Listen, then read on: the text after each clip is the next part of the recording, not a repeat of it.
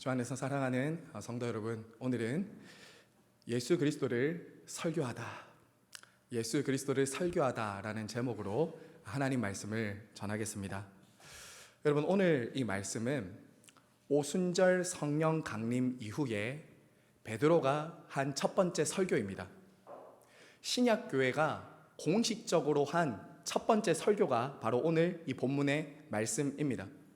그래서 저는 오늘 설교에 대해서 설교를 하려고 합니다.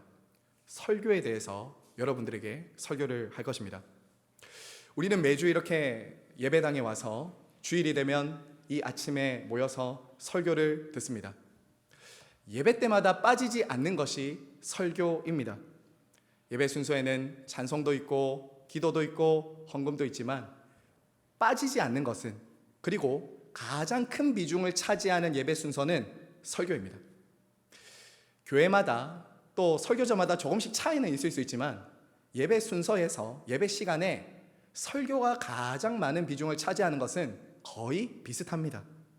그만큼 설교는 예배에 있어서 굉장히 중요하다라는 것을 우리는 알 수 있습니다. 설교 없는 예배는 상상할 수가 없는 것이죠. 자, 그런데 여러분 어떻습니까? 지금 설교를 듣고 있는 여러분들은 어떻습니까? 설교를 무엇이라고 여러분들은 정의하십니까? 설교. 너 나한테 지금 설교하냐? 이런 부정적인 뉘앙스 말고요. 지금 이 선포되는 이 설교를 여러분은 무엇이라고 생각하십니까? 혹시 설교를 목사가 그저 이 앞에 서서 자기 생각, 자기 경험, 자기 간증을 하는 시간이라고 생각을 하십니까? 아니면 그저 이 설교는 사람들이 좀 듣기 좋은 말, 위로해 주는 말, 감동적이고 재밌는 말, 이런 말을 해주는 시간이라고 여러분은 설교를 생각하고 계십니까? 오늘날 어쩌면 참 설교가 많은 도전을 받는 시대라고 할 수 있을 것 같아요. 오늘날 설교를 사람들 중에는 구시대적인 방식이라고 생각하면서 좀 설교를 생각하는 경향이 있는 것 같습니다. 영상매체에 익숙한 이 세대들은 오늘날 설교를 너무 좀 구시대적인 사고방식이다라고 생각하면서 이 길고 지루한 설교를 꼭 듣고 있어야 되나? 라는 생각을 하기도 하는 것 같습니다. 교회도 오늘날 이 정말 바빠지는 이 시대의 흐름에 맞게 좀 짧은 영상이나 드라마나 영화, 토크쇼, 이런 좀 짧은 5분 설교나 쇼츠 같은 걸로 대체하면 안 될까? 꼭 굳이 길고 지루한 설교를 듣고 앉아 있어야 되는가? 여러분 어떻게 생각하십니까? 어떻게 생각하세요? 여러분, 하지만 여러분 꼭 기억하십시오. 교회는 역사상 지난 2000년 동안, 아니 그보다 훨씬 전부터 하나님의 말씀이 선포되는 설교를 포기한 적이 한 번도 없습니다. 단 한 번도 교회는 2000년 역사상, 아니 그보다 훨씬 더 오래전부터 하나님께서는 하나님의 말씀이 선포되는 설교를 통해서 당신의 백성들을 부르시고 구원하시고 책망하시고 위로하시고 그들을 가르치셨습니다. 설교는 하나님의 은혜의 방편인 거예요. 포기할 수 없는 교회가 가진 은혜의 방편입니다. 여러분, 오늘 이 설교에 대해서 설교를 들으시면서 여러분 앞으로 신앙생활 하시면 평생을 아마 설교를 듣게 될 텐데, 도대체 설교가 뭔지, 그리고 설교에는 무엇이 반드시 전해져야 되는지, 그 설교의 목적이 무엇인가, 그 설교를 듣는 사람들 안에는 반드시 무엇이 일어나는가를 여러분이 들으시면서 정말 설교를 유익하도록 성령 안에서 여러분이 듣는 그런 복된 은혜가 있기를 간절히 바라고 소망합니다. 자, 여러분, 지난주에 우리가 보았듯이 지금 사도행전을 계속 읽고 있습니다. 계속 읽고 묵상하고 있는데요, 오순절날 성령이 임하시자 놀라운 일이 일어났습니다. 정말 놀라운 일들이 일어났죠. 정말 그 갈릴리 못 배운 사람들, 그 120여 명이 모여 있었던 사람들이 성령이 임하시자 각기 다른 나라의 언어들로 하나님의 큰 일을 말하기 시작했어요. 자, 그러자 그 모습을 본 사람들의 반응이 달랐죠. 어떤 사람들은 놀라고 또 놀랐어요. 또 어떤 사람들은 조롱하고 손가락질했죠. 세술에 취했다. 너희들이 세술에 취했구나 라고 하면서 그들을 조롱했습니다. 자, 바로 그때 베드로가 서서 말씀을 전하기를 시작합니다. 여러분 14절 말씀 우리 한번 다 같이 읽겠습니다. 14절입니다. 시작.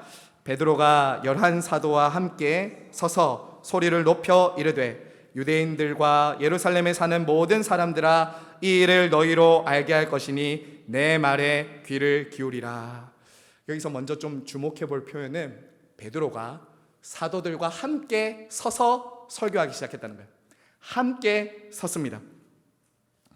이것은 지금부터 베드로가 전할 설교가 자기 개인의 자의적인 해석이나 설교가 아니고 자기의 생각이나 경험을 말하는 것이 아니고 함께 서 있는 이 사도 공동체가 함께 증언하는 설교다라는 것을 지금 모든 사도들과 함께 서서 설교를 시작하는 것이죠. 자, 그리고 성령의 충만함을 받은 베드로는 이전과 달리 담대하게 하나님 말씀을 선포하기 시작합니다. 자, 여기서 지금 베드로가 부르고 있는 사람들이 누구죠? 지금 베드로가 이스라엘이여 백성들이여 들으라라고 하면서 부르는 사람들이 누구입니까? 지금 오순절을 지키기 위해서 수많은 각국에서 모여서 지금 그 자리에 있는 사람들입니다. 여러분, 이들이 성경 말씀을 잘 알았습니다. 오순절을 지킬 정도면 구약 성경과 하나님의 말씀에 대해서 굉장한 열심이 있는 사람들이었다고요. 하지만 여러분 어떻습니까? 이들은 성경을 안다라고 하고 열심히 있다라고 말하고 있었지만 지금 일어나고 있는 일을 보면서 어떻게 했다고요? 당황하거나 술 취했다라고 말하는 정도의 무지한 사람들이었다고요. 심지어 그들은 50여일 전에 성경을 그처럼 많이 알고 하나님을 잘 믿는다라고 말했으면서도 어떻게 했어요? 예수님을 십자가에 못 박아 죽였어요.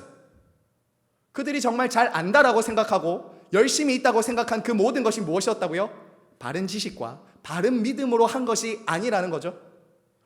그리스도께서는 그처럼 무지하고 불신앙 가운데 있는 그들을, 사도들을 이제 세우셔서 그들의 죄악과 불신앙을 깨우쳐 주시는 거죠. 그게 이제 사도 베드로가 일어나서 설교를 시작하면서 그들 앞에 말씀을 전하는 큰 이유입니다. 자, 여러분, 먼저 베드로는 자신들을 향해서 낮술했냐, 술 취해서 지금 행패 부리냐 라고 하는 그들을 향해서 때가 제3신이 너희가 말한 것처럼 지금 술 취할 때가 아니다라고 논리적으로 먼저 반박합니다. 유대 시간에서 제3신은 오전 9시입니다. 우리나라로 치면 오전 9시예요 지금. 그리고 당시 오전 9시는 유대인들의 경건 시간이었습니다. 우리로 치면은 아침 이렇게 예배드리는 시간이 오전 9시였다고요. 그러므로 기도하고 말씀을 보는 그 시간에 술 취했다는 것은 말도 되지 않는다라고 먼저 이렇게 반박을 하고 있는 것이죠. 자, 그리고 바로 이어서 베드로의 설교가 본격적으로 시작되는데 베드로는 성경을 열어서는 요엘서 말씀을 가지고 설교를 시작합니다. 자, 여러분 16절도 한번 같이 읽을까요? 16절입니다. 시작. 이는 곧 선지자 요엘을 통하여 말씀하신 것이니 일러스되. 자, 지금 베드로는 자신의 경험을 말하지 않습니다. 어디서부터 출발하고 있습니까? 성경으로부터 출발을 하고 있습니다. 우리가 지금부터 이어질 이 베드로의 설교의 패턴을 보면 한 가지 단순한 구조가 있다는 것을 알 수 있어요. 지금부터 하는 이 베드로의 설교는 한 가지 단순한 구조가 있는데 이 구조는 이것입니다. 성경 말씀을 읽습니다. 그리고 해석을 합니다. 마지막은 그리스도를 전합니다. 이게 베드로의 설교의 구조예요. 성경을 읽고 해석하고 그리스도를 전하는 것. 이 세 가지를 베드로는 요엘서 2장과 시편 16편과 시편 110편을 인용하면서 그 일을 하는 겁니다. 지금부터. 여러분 한번 생각해 보세요. 베드로가 이 갈릴리 어부 출신이거든요. 뭘 잘 아는 사람이 아니었어요.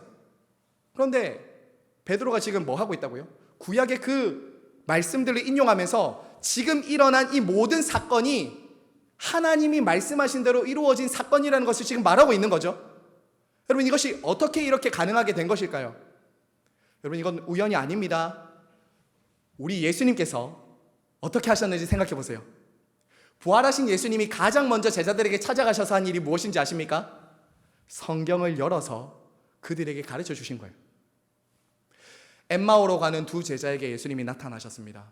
그리고 어떻게 하시냐면 성경을 열어서 구약의 모든 율법, 예언, 시편 그 모든 성경이 나를 위해서 기록된 것이다라고 하면서 엠마오로 가는 제자들에게 가르쳐 주셨죠. 그리고 부활하신 예수님 승천하시기 전에 바로 제자들을 다 함께 모아서는 어떻게 하셨습니까? 동일하게 성경을 열어서 그 모든 성경에 기록된 것이 나를 위해 기록된 것이고 이제 이루어졌다라고 가르쳐 주셨잖아요. 그러면 지금 베드로가 설교하기 전에 베드로는 누구에게 배웠습니까? 그것을 부활하신 예수 그리스도께 그 설교를 들은 거예요. 배운 거예요. 여러분 성경을 조금 앞으로 넘기셔서요. 누가복음 한번 보십시오. 앞으로 조금 넘길게요. 누가복음 24장 한번 보십시오. 141페이지에 있습니다. 성경으로 넘어가셔서 141페이지 누가복음 24장 44절과 47절 이것은 같이 한번 읽겠습니다. 자, 누가복음 24장 44절에서 47절 예수님이 지금 설교하시는 겁니다. 같이 한번 읽겠습니다. 시작. 또 이르시되 내가 너희와 함께 있을 때에 너희에게 말한 바 곧 모세의 율법과 선지자의 글과 시편에 나를 가리켜 기록된 모든 것이 이루어져야 하리라 한 말이 이것이라 하시고 이에 그들의 마음을 열어 성경을 깨닫게 하시고 또 이르시되 이같이 그리스도가 고난을 받고 제3일에 죽은 자 가운데서 살아날 것과 또 그의 이름으로 죄사함을 받게 하는 회개가 예루살렘에서 시작하여 모든 족속에게 전파될 것이 기록되었으니. 여러분 어떻습니까? 지금 베드로는 예수님으로부터 배운 그 말씀 그대로 그리고 성령께서 깨닫게 해주셔서 지금 베드로는 이렇게 설교를 시작하고 있는 것이죠. 자 여러분, 그러므로 베드로는 지금 설교를 하면서 자의적인 해석을 하는 것이 아닙니다. 그리스도께서 그렇게 가르쳐 주셨고 성령께서 깨닫게 하신 그 설교를 지금부터 선포하고 있다라는 것이죠. 특별히 베드로가 첫 번째 설교에서 인용하는 이 요엘서, 이 요엘은 하나님의 심판을 예언했던 선지자였어요. 하나님의 심판을 예언했던 선지자였는데 요엘은 그 후에 라고 말하면서 하나님께서 당신의 영을 자기 백성들에게 부어줄 것을 예언했던 선지자였어요.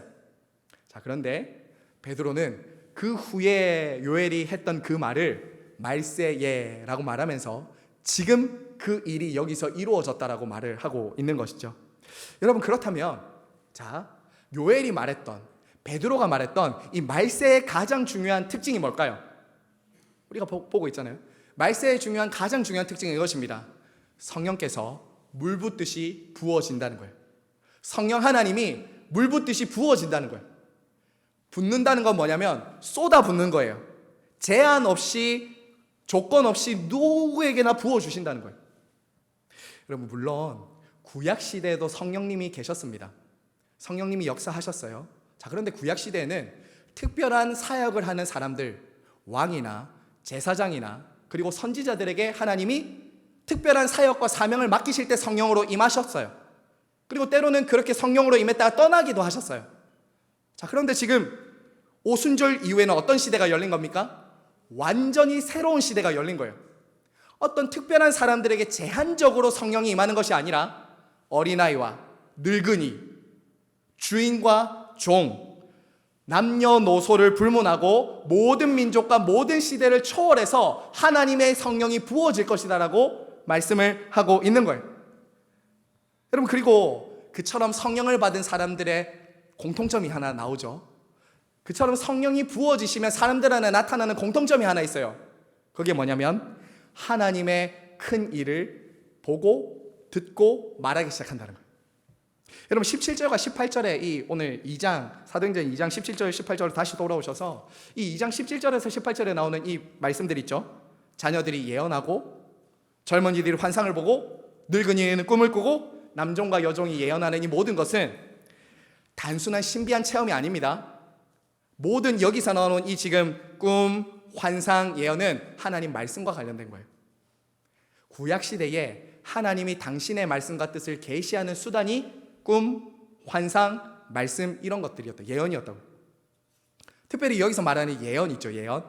여러분 이 예언은 우리가 그냥 생각하는 막 미래의 일을 예측하고 말하는 게 아닙니다. 성경에서 말하는 이 예언은 하나님의 말씀을 전하는 게 예언이에요. 하나님의 말씀을 듣고 전하는 것이 예언이에요. 자, 그러니까 정리합니다. 지금 성령님이 임하시면 어떤 일이 일어나는가? 말세에 마지막 때에 성령께서 모든 사람들에게 어린아이부터 노년에 이르기까지 모든 이들에게 주어지면 어떤 일이 일어나는가? 이거예요. 모두가 하나님의 말씀을 깨닫고 말하는 말씀 공동체가 창조된다는 거예요. 말씀 공동체. 그전에는 제한적으로 특별한 사람들에게만 임했던 그 성령이 모두에게 임하면 모두가 하나님의 말씀을 듣고 깨닫고 믿고 말하는 이런 말씀 공동체가 세워지게 된다는 것이죠. 그럼 그리고 베드로는요, 이러한 성령의 오심과 함께 더불어서 임하게 될 하나님의 심판도 예언합니다. 심판도 선고해요. 자, 19절과 20절 한번 보십시오. 19절 20절. 또 내가 위로 하늘에서는 기사를, 아래로 땅에서는 징조를 베풀리니 곧 피와 불과 연기로다. 주의 크고 영화로운 날이 이르기 전에 해가 변하여 어두워지고 달이 변하여 피가 되리라. 여러분, 여기서 나오는 지금 징조들, 좀 신비로운 징조들이죠. 피, 불, 연기, 이런 모든 것은 구약시대에 하나님의 심판을 상징하는 것이었어요. 피, 불, 연기. 여러분, 그렇다면 오순절 성령이 임하는 그 말세 이전에 도대체 이 하나님의 심판이 언제 임했죠? 언제 이런 일이 일어났다는 것입니까? 그 후에 성령을 부어주시겠다고 했으니 지금 이전에 도대체 이런 피가 흐르고 달이, 해가 감추어지고 이렇게 어두워지는 일이 언제 일어났습니까? 그렇죠. 그리스도께서 십자가에 달리실 때 그 일이 일어났죠. 여러분, 예수님이 십자가에 죽으실 때 해가 어두워졌습니다. 구름이 가렸죠. 빛을 잃었습니다. 그리스도께서 십자가에 죽으실 때 우리의 죄를 다 대신해서 십자가에 죽을 때 피 흘리셨죠. 피를 흘리셨어요. 하나님의 진노와 심판을 친히 십자가에 감당하실 때 그분은 해가 가려졌고 피 흘리는 그런 일을, 하나님의 심판을 당하신 것이죠. 그 무시무시한 심판 뒤에 구원과 성령의 오심이 임한 거예요. 지금 그 얘기를 하고 있는 겁니다. 그리고 이 징조는 장차 주님이 다시 오실 때 임할, 주님의 재림 때 임할 징조이기도 한 것이죠. 자, 여러분, 그리고 베드로는 마지막으로 설교를 초대하면서 이렇게 마칩니다. 21절은 다 함께 읽겠습니다. 시작. 누구든지 주의 이름을 부르는 자는 구원을 받으리라. 장차 임할 하나님의 심판으로부터 피할 수 있는 길은 오직 예수 그리스도의 이름을 믿고 의지하고 부르는 그 사람은 이 장차 임할 심판으로부터 구원받는다는 거죠. 자, 사랑하는 성도 여러분, 베드로의 설교가 어떻습니까? 성경으로부터 시작했고 성경을 해석했고 성경을 가르쳤다. 그 성경에 나타난 그리스도를 전했다라는 것이죠. 사랑하는 성도 여러분, 여기서 우리는 설교가 무엇인지 알게 됩니다.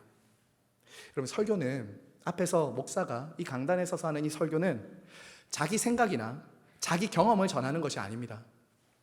물론 그런 것들이 때로는 예화나 때로는 곁에 이렇게 보조로 사용할 수 있지만 그것이 주된 설교의 목적이나 설교가 아닙니다.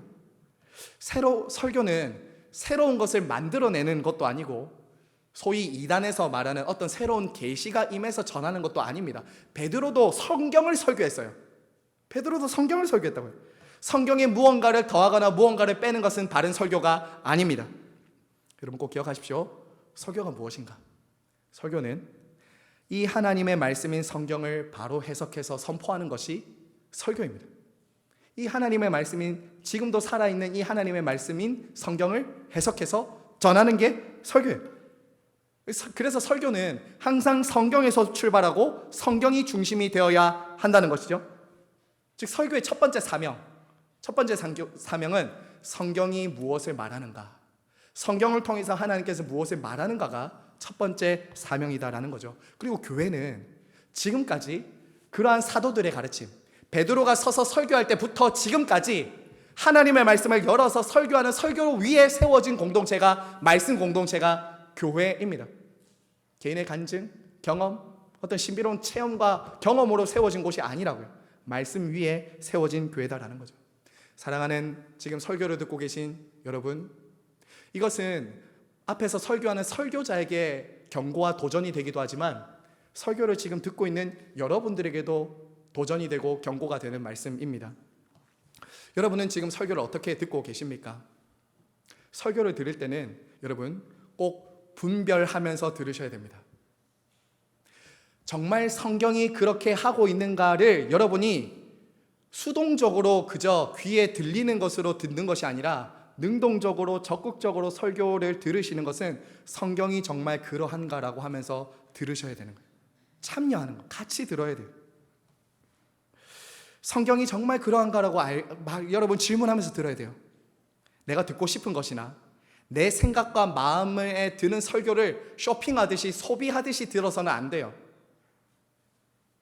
성경이 정말 그러한가가 기준이 되는 것이지, 내가 기준이 돼서 내게 얼마나 재밌었는가, 내게 얼마나 좋았었는가, 그저 그렇게 설교가 되어서는 안 돼요. 성경이 무엇을 말하고 있나? 성경이 지금 제대로 전해지고 있는가? 여러분, 왜냐하면 저와 여러분은 설교 시간에 하나님 말씀 앞에 서는 시간이기 때문이에요. 하나님 말씀 앞에 서는 시간이에요. 여러분, 설교는 옛날 옛적에 일어난 일만을 말하는 것이 아닙니다. 오늘 베드로가 설교하듯이 그때 그 일이 지금 임했습니다라고 말하는 것처럼, 설교는 저와 여러분의 현실과 삶을 해석하고 여러분에게 지금의 구원과 부르심을 촉구하는 선포입니다.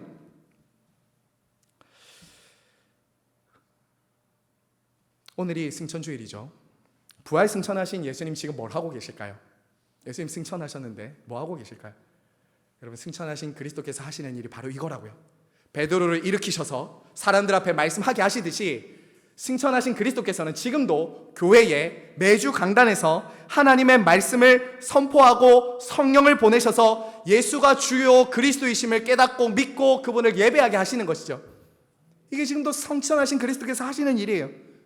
그래서 하나님의 백성들은 무엇으로 사는 사람들인가? 말씀으로 사는 사람들이죠.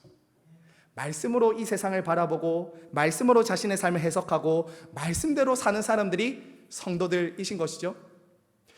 여러분은 설교를 듣고 나가면은 주로 많이 잊어버린다, 목사님이 그렇게 열심히 설교해도 나는 오른쪽으로 들으면 왼쪽으로 다 흘러요, 이렇게 지금 생각하실 수도 있지만, 여러분 그렇지 않아요. 성경을 여러분 정말 설교를 들을 때 어떻게 들어야 되냐면, 내 삶에 일어나는 그 모든 일들 속에서 하나님의 뜻과 하나님의 말씀을 통해서 재해석되는 거예요. 재해석이 되는 거예요. 많은 사람들은 오늘날 이렇게 해석하지 않습니다. 오늘날 많은 사람들은 무엇으로 자신의 삶을 읽고 해석하려고 하죠? 시대의 유행, 철학, 사상, 뉴스, 정치, 경제로 자신의 삶을 읽고 해석하죠. 아니면 자신의 경험이나 친구들의 조언, 지식, SNS, 유튜브 이런 걸로 자기의 삶을 해석하고 설명하려고 해요. 자기를 드러내려고 해요. 하지만 하나님의 백성들은 그렇게 사는 사람들이 아니라는 거예요. 왜 매주 설교 듣냐고요? 하나님의 말씀에 의해서 내가 형성되고 그 하나님의 말씀으로 내 삶이 해석되고 그 하나님의 말씀대로 살다 보면 내 삶이 그 말씀을 따라가게 되는, 이것이 바로 설교를 듣는 목적이고 말씀대로 살아가는 삶의 성도들의 삶이에요. 그거라고요. 여러분도 그런 적 있지 않으세요? 성경을 읽다가, 때로는 여러분 설교를 듣다가 마치 이런 경험이 있잖아요. 하나님이 내 삶을 훤히 들여다보는 것처럼, 마치 지금 내 얘기하는 것처럼, 목사님이 나를 모르는데 어떻게 이 설교를 통해서 내 이야기하는 것처럼 여러분 들릴 때 있지 않으세요? 그게 하나님이 성령을 통해서 설교 시간에 하시는 일이라고요. 말씀을 통해서 그 일을 하고 계시다는 거죠. 여러분, 어떻게 그 일이 일어납니까? 하나님의 말씀은 그저 고대의 문서가 아니라 지금도 살아계신 하나님의 말씀이기 때문이에요. 지금도 하나님은 이 말씀을 통해서 성령의 조명과 감동을 통해서 우리 자신의 추악함과 죄와 허물을 깨닫게 하시고 그리스도 예수가 누구인지 그분을 믿고 알게 하시기 때문이죠. 여러분, 그러므로 오늘 이 말씀 선포되는 이 말씀을 통해서도 우리 주님 뭐 하고 계시다고요? 그리스도로 이끌고 있다고요. 그리스도를 보게 하신다고요. 그리스도를 알도록 여러분을 돕고 있다고요. 하나님께서 저와 여러분에게 이 말씀을 분별할 수 있는 눈을 열어주시고 이 말씀을 깨달을 수 있는 귀를 주셔서 하나님의 말씀인 이 설교를 귀하게 듣고 순종으로 반응할 수 있는 은혜 주시기를 간절히 바라고 소망합니다. 자, 여러분, 이어서 베드로의 설교는 두 번째로 나아갑니다. 성령이 임하셨다라는 것이 요엘 선지자의 예언이 응했다라는 것을 말한 이후에 신속하게 베드로는 두 번째 대지, 두 번째 설교로 이어져요. 그것은 뭐냐? 그 성령을 보내주신 분이 누구냐라는 것을 지금부터 이제 전하기 시작해요. 자, 22절 말씀 먼저 한번 읽겠습니다. 22절입니다. 시작. 이스라엘 사람들아, 이 말을 들으라. 너희도 아는 바와 같이 하나님께서 너희 가운데 베푸사 너희 앞에서 그를 증언하셨느니라. 여러분, 지금 베드로가 예수님을 어떻게 소개하고 있죠? 낯선 분으로 소개하고 있지 않죠. 너희가 아는 바와 같이, 너희가 아는 바와 같이. 불과 50여일 전에 예수님은 이 땅에 계시면서 그 전부터 3년 전부터 백성들 앞에 나타나서 수많은 기적과 표적을 보여주셨습니다. 병든 자를 고치셨고요. 보리떡 5개와 물고기 2마리로 5,000명을 먹이셨고요. 죽은 자를 살리셨고요. 귀신을 내어 쫓으셨어요. 이런 모든 일을 그 예루살렘 사람들이 본 사람들이 많습니다. 그리고 그 소식을 귀로 들었던 사람이 많아요. 그러므로 지금 낯선 분을 소개하는 것처럼 지금 베드로는 설교하고 있지 않습니다. 그렇죠? 그리고 베드로는 그러한 표적들, 예수님을 통해서 이 땅에 일어난 그 표적들은 하나님께서 보내신 분이라는 것을 보여주는 사인이라고 말하는 거예요. 사인이다. 단순히 예수님이 하시는 그런 기적들은 놀라운 능력 과시가 아니라 예수가 하나님의 아들이시며 그리스도라는 것을 증거하는 표시였다는 거예요. 자, 그런데 문제가 무엇입니까? 우리가 앞서도 보았지만 문제가 뭐냐? 하나님께서 이렇게 분명하게 증언하셨음에도 불구하고 예수님을 사람들이 받아들이지 않았다는 거예요. 예수님을 받아들이지 않았다는 거예요. 어떻게 했죠? 예수님을 십자가에 못 박아 죽였죠. 23절 보세요. 제가 읽겠습니다.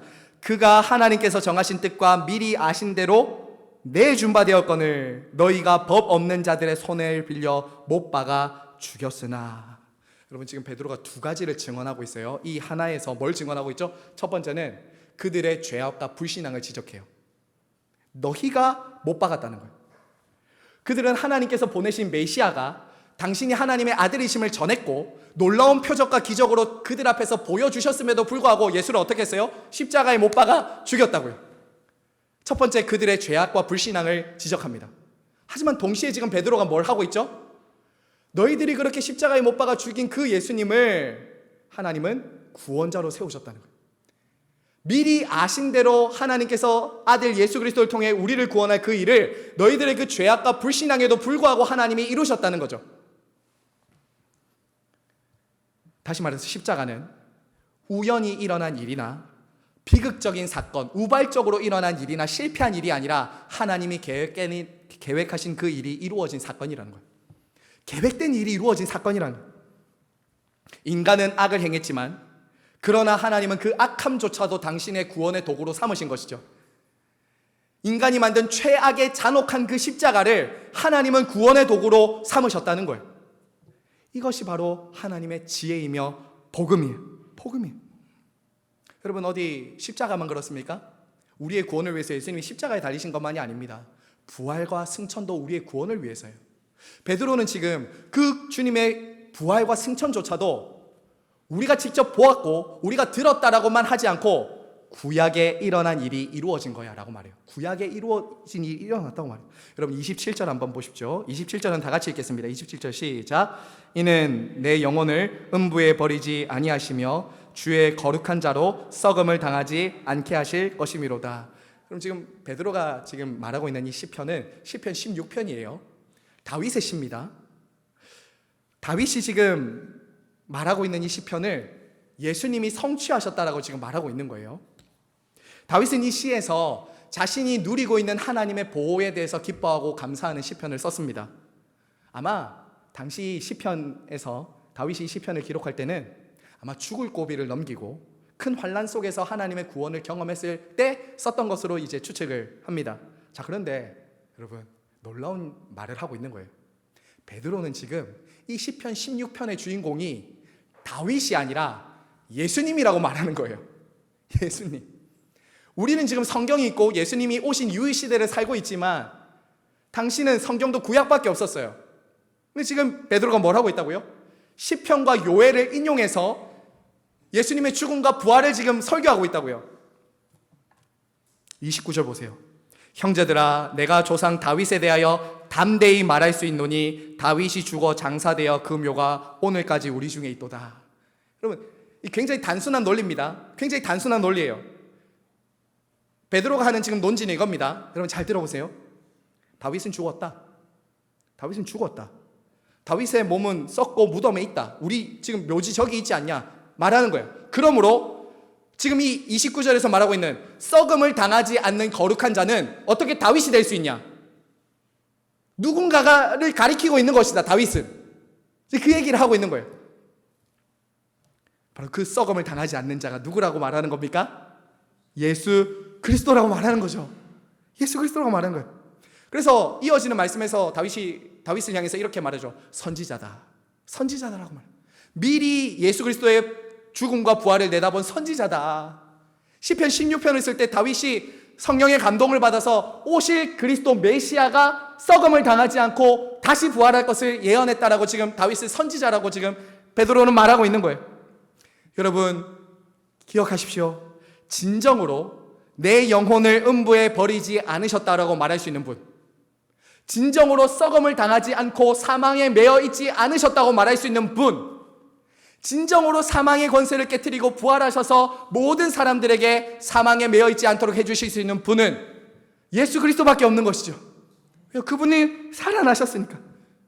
그래서 진정한 의미에서 시편 16편의 주인공은 다윗이 아니라 예수 그리스도신 거지. 예수 그리스도를 노래하는 거예요. 여러분 그러면 왜 이처럼 지금 베드로는 예수님의 부활을 많이 강조하고 있는 것일까요? 왜냐하면 예수님의 부활이 승천으로 이어지고 승천하신 그리스도께서 보내주신 성령 때문에 지금 이 일이 일어나고 있기 때문에 부활과 승천을 계속 말하고 있는 것입니다. 승천을 통해 모든 육체에 부어주신 성령을 통해서 모든 사람들 안에 새 시대가 열렸기 때문에 지금 베드로는 이 얘기를 하고 있는 것이죠. 자 여러분, 그래서요 베드로의 설교의 결론부에 이제 승천하신 그리스도께서 하늘로 올라가셔서 왕이 되실 것을, 온 세상을 다스리고 심판하실 분이라는 것에 대해서 마무리합니다. 자 여러분 34절과 35절 우리 한번 다 같이 읽겠습니다. 시작. 주께서 내 주에게 말씀하시기를 내가 내 원수로 내 발등상이 되게 하기까지 너는 내 우편에 앉아있으라 하셨도다. 자 여러분, 베드로 세 번째 설교 마지막 결론이 뭐죠? 시편 110편을 인용합니다. 여러분이 아마 그 성경에 각주가 있을 겁니다. 시편 110편을 인용해요. 여러분 이 시편은 당시 왕의 즉위식이나 왕의 대관식 때 불렀던 노래예요. 그런데 베드로는 지금 뭘 하고 있어요? 이 시편 110편조차도 다윗이 자기가 왕으로 즉위할 때 불렀던 찬양이지만, 노래지만 동시에 누가 왕으로 즉위하고 누가 왕으로 대관할 때 부르는 노래라고 말하냐면 예수 그리스도께서 하늘에 승천하셔서 올라가신 그 노래로 지금 이 말씀을 부르고 있는 거예요. 이 말씀을 부르는 거예요. 그 예언이 성취했다는 거죠.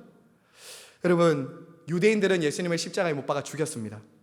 무덤에 들어갔었다고요. 하지만 어떻게 됐죠? 하나님은 그를 살리셨고 가장 높은 자리 하나님의 우편에 앉으셨어요. 이 우편에 앉으셨다는 그 말씀을 예수님이 성취하셨다고요. 예수님은 지금도 온 세상을 다스리는 왕으로 좌정하고 계신 것이죠. 그리고 그 왕으로 승천하셔서 온 세상을 다스리시는 그리스도께서 보내주시는 분이 누구냐? 성령이라고요. 성령이에요.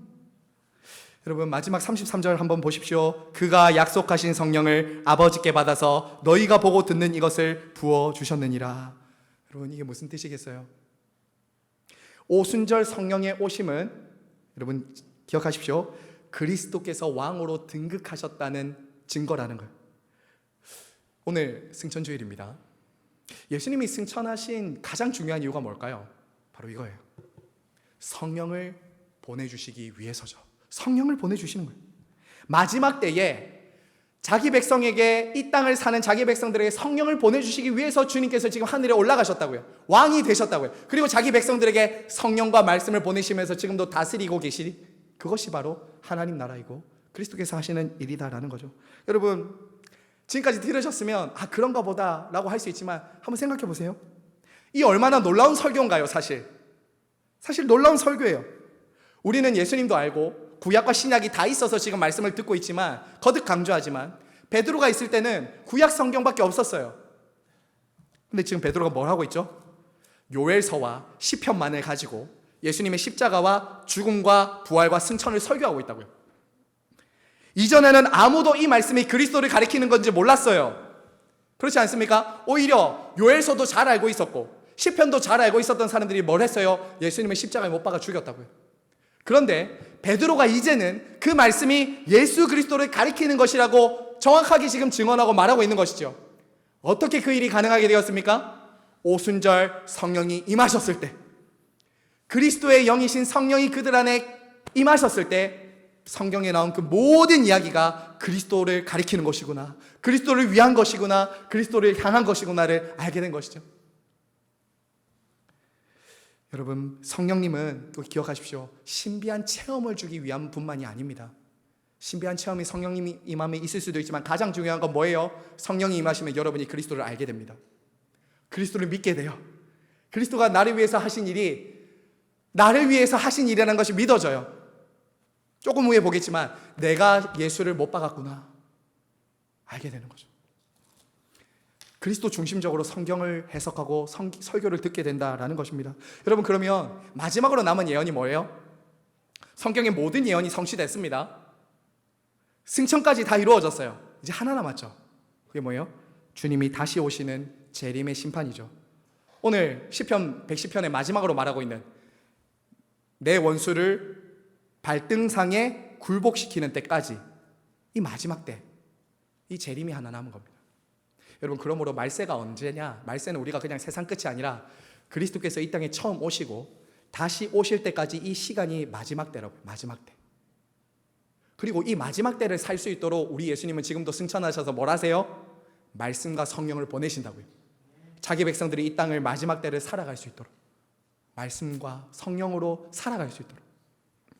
그리고 베드로 설교는 36절 이렇게 마무리합니다. 자, 끝으로 우리 마지막으로 읽고 마치죠. 36절입니다. 시작. 그런즉 이스라엘 온 집은 정령이 알지니 너희가 십자가에 못 박은 이 예수를 하나님이 주와 그리스도가 되게 하셨느니라. 주 안에서 사랑하는 시냇가에 심은 교회 성도 여러분, 이것이 설교의 본질이에요. 이게 설교예요. 베드로와 바울도 이렇게 설교했어요. 그리스도를 전했다고요. 그리스도가 누구인지를 계속 선포했다고요. 그리고 그들의 설교는 언제나 그리스도가 있었어요. 십자가에 못 박히신 그리스도, 죄 사함을 얻게 하시는 그리스도, 부활하신 그리스도, 영생을 주시는 그리스도, 성령을 보내주시는 그리스도, 지금도 역사하시는 그리스도, 왕이신 그리스도, 그리스도를 계속 전했어요. 그리고 여러분, 이 그리스도를 믿기 위해서 반드시 저와 여러분이 가져야 될 한 가지 지식이 있습니다. 한 가지 지식과 믿음이 반드시 있어요. 이 구원하신 그리스도를 믿기 위해서 저와 여러분이 가져야 될 분명한 지식이 이것입니다. 여러분 잘 들으십시오. 그것은 바로 내가 예수를 못 박았다는 거예요. 오늘 36절 뭐라고 해요? 너희가 십자가에 못 박았다라고 말하죠. 좀 이상하지 않으세요? 실제로 십자가에 못 박은 사람은 누구입니까? 빌라도 총독이었고 로마 병사들이었고 그리고 대제사장이었어요. 근데 지금 베드로는 그 모인 회중들에게 뭐라고 말하는 거죠? 너희가 예수를 십자가에 못 박았다. 이 말은 무슨 말이겠어요? 너희의 죄 때문에 예수가 십자가에 죽었다. 너희가 예수를 죽였다. 그리고 예수는 너희 때문에 죽었다. 사랑하는 여러분, 설교는 이거예요. 설교의 이거예요. 내 죄 때문에 십자가에 예수가 죽었구나. 실제로 이 설교 뒤에 어떤 일이 일어나는지 아세요? 다음 주에 보게 될 텐데 3,000명이 그날의 베드로 설교를 듣고 회개하고 예수를 믿습니다. 놀랍지 않나요?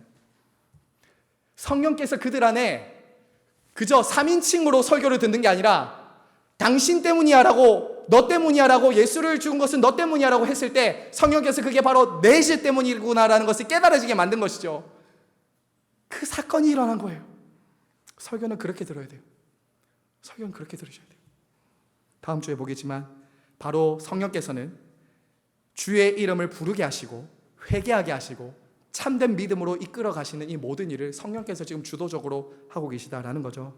사랑하는 성도 여러분, 오늘 이 자리에 계신 분 중에 아직 예수님을 믿지 않는 분들이 계실 수도 있습니다. 예수님은요, 단지 2000년 전에 이 땅에 오셨다가 그저 십자가에 죽은 종교 지도자나 기독교 창시자가 아닙니다. 4대 성인 가운데 한 사람도 아니에요. 그저 착하고 좋은 도덕, 가르침, 윤리를 전하기 위해서 오신 분도 아니에요. 그저 그분을 배우고 닮아가야 될 모델도 아닙니다.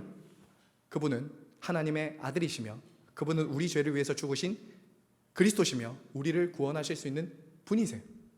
성경은 그렇게 말하고 있습니다. 우리 죄를 위해 죽으시고 부활하시고 승천하신 분이 그리스도다.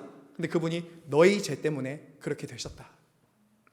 그분은 지금도 이 시간에도, 우리가 지금 예배드린 이 시간에도 승천하셔서 우리에게 말씀과 성령을 보내셔서 이것을 알게 하시고 깨닫게 하세요. 그리고 그분을 믿고 닮아가게 하시는 것이죠. 그러므로 이 말세의 때에 성령의 충만함을 받아서 우리가 준비해야 될 믿음은 이것입니다, 여러분. 그저 예수님에 대한 지식적인 동의나 그 정도 동의의 수준이 아니에요. 내 죄 때문에 예수님이 십자가에 죽으셨지. 내가 예수를 십자가에 못 박았지. 자신의 죄에 대한 비참함과 그 죄를 깊이 깨닫고 예수를 믿으셔야 돼요. 그렇게 믿으셔야 돼요. 그리고 한 가지 예언이 남았다고 했죠. 주님 다시 오신다고 했지. 준비하고 계셔야 됩니다. 늘 주님 앞에 말씀과 기도로 성령의 충만함으로 그 그리스도와의 인격적인 교제 가운데서 여러분 관계 가운데서 거하시도록 그렇게 이 마지막 때를 사셔야 돼요. 성도 여러분, 말씀을 맺겠습니다. 오늘 우리는 이 베드로의 설교를 통해서 설교가 무엇인지 배웠어요. 설교는 무엇이었습니까? 하나님의 말씀을 선포하는 것입니다. 그리스도를 전하는 것입니다. 그리고 성령님은 설교를 듣는 저와 여러분에게 회개와 믿음으로 지금도 이끌어 가십니다. 그리스도께로 계속 이끌어가고 계신 것이죠. 그래서 결국 장차 오실 주님을 온 세상의 왕으로 심판하실 그리스도를 준비하도록 여러분은 신부처럼 단장하고 계십니다. 신랑 되신 주님을 만날 수 있도록 여러분들이 이 예배 시간에 소위 말하는 꽃단장하고 있다고요. 성령으로 살 수 있도록 여러분을 다시 이 세상 가운데 파송하신다고. 그저 네 삶을 이 시대의 유행과 흐름에 따라 해석하지 말라고. 그저 네 삶을 세상 사람들이 말하는 덕지덕지 붙여주는 그런 걸로 포장하고 감추려고 하지 말라고. 신랑 되신 주님을 만날 수 있도록 믿음 준비하고 설 수 있도록 성경과 말씀으로 성령으로 우리를 돕고 계신다는 것이죠. 삼위 하나님께서 예배 때마다 선포되는 이 설교의 말씀을 통해서 저와 여러분의 날마다 회개와 믿음으로 이끄시고 그리스도를 더욱 알고 사랑하고 그분을 만날 수 있는 준비를 하게 해주시기를 성부와 성자와 성령의 이름으로 축원을 드립니다. 아멘.